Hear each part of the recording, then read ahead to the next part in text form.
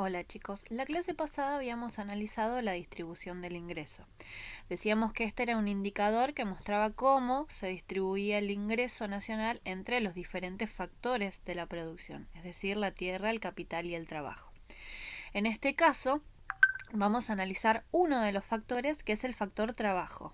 Por eso vamos a empezar a ver lo que es el mercado laboral y los salarios. Como en todo mercado, interaccionan dos fuerzas, ¿sí?, que son la oferta y la demanda. Ambas fuerzas van a estar influenciadas por el factor salario, ¿sí? Es en base al salario cómo van a darse las relaciones entre estas dos fuerzas. Cuando hablamos de demanda de trabajo, hablamos de la cantidad de personas que están dispuestas a contratar las empresas en cada nivel salarial. Y esta fuerza va a estar influenciada, aparte del salario, por la productividad de los trabajadores y su precio de contratación, es decir, las empresas van a analizar qué tan productivo es ese trabajador para poder contratarlo. Por lo tanto, un salario alto va a estar compensado por un nivel alto de productividad. Y también va a depender del valor de mercado de los productos fabricados por ellos, es decir, del precio de los bienes y servicios.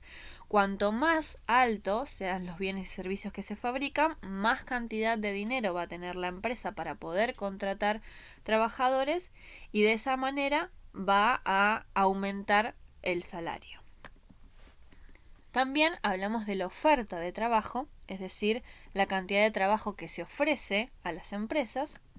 Y va a depender, aparte del salario, del tamaño de la población total, es decir, cuánta población cuenta determinada sociedad para poder ofrecer trabajo, pero sobre todo por el porcentaje de población que está en edad de trabajar, ¿sí? ¿Por qué? Porque un jubilado, por ejemplo, no va a estar dentro de la población activa que ofrece trabajo, ¿sí? Entonces va a depender exclusivamente de esta población activa que está compuesta por los empleados y por los desempleados. Vemos que cuando interaccionan va a pasar lo mismo que en cualquier mercado en donde va a haber un precio de equilibrio, en este caso un salario de equilibrio. Como verán acá en la columna vertical tenemos los precios de salarios, ¿sí? Y en la horizontal tenemos los números de trabajadores que ofrecen su mano de obra por ese salario. Si analizamos la curva de demanda, vemos que a mayor salario se demandan menor cantidad de trabajadores y a menor salario las empresas están dispuestas a contratar mayor cantidad de trabajadores. Por el otro lado, en la oferta es lo contrario. ¿Por qué?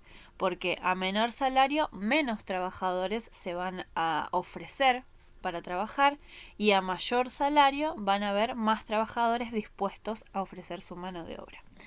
Y vemos que entre la interacción entre la oferta y la demanda surge un salario de equilibrio. Cuando analizamos la oferta de trabajo, vemos que van a surgir distintas tasas de medición que van a depender de esto, de la cantidad de población que tiene una sociedad.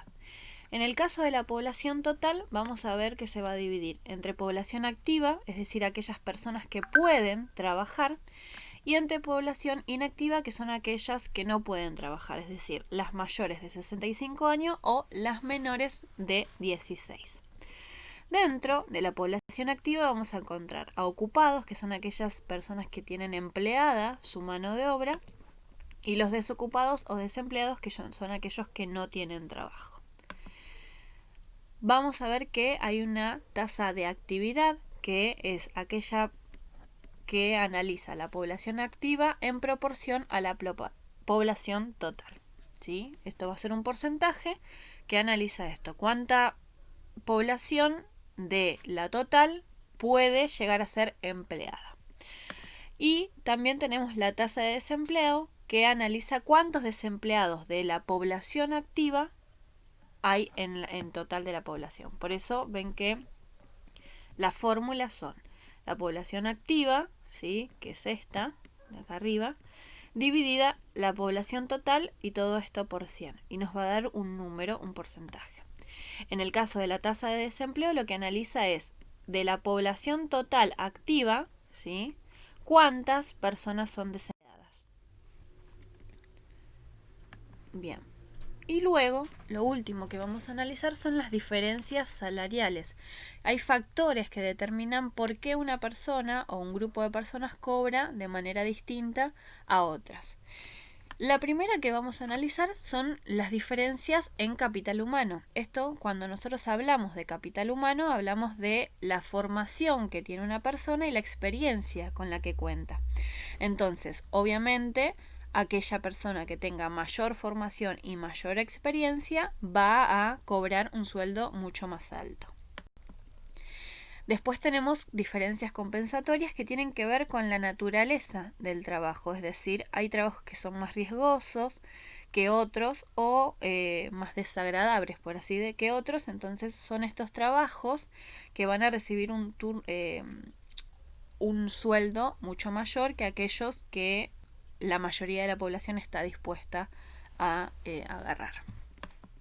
Después tenemos diferencias en habilidades valoradas por la sociedad y esto tiene que ver con el momento que estamos analizando la oferta y la demanda de trabajo. ¿Por qué?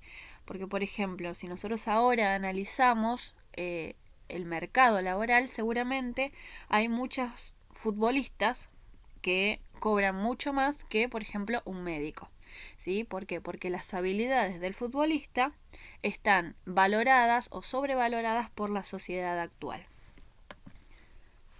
Después vamos a ver que hay diferencias por rendimiento o productividad que tiene que ver con esto que hablábamos al principio. La empresa va a valorar a aquellos que le den más retribución por el trabajo.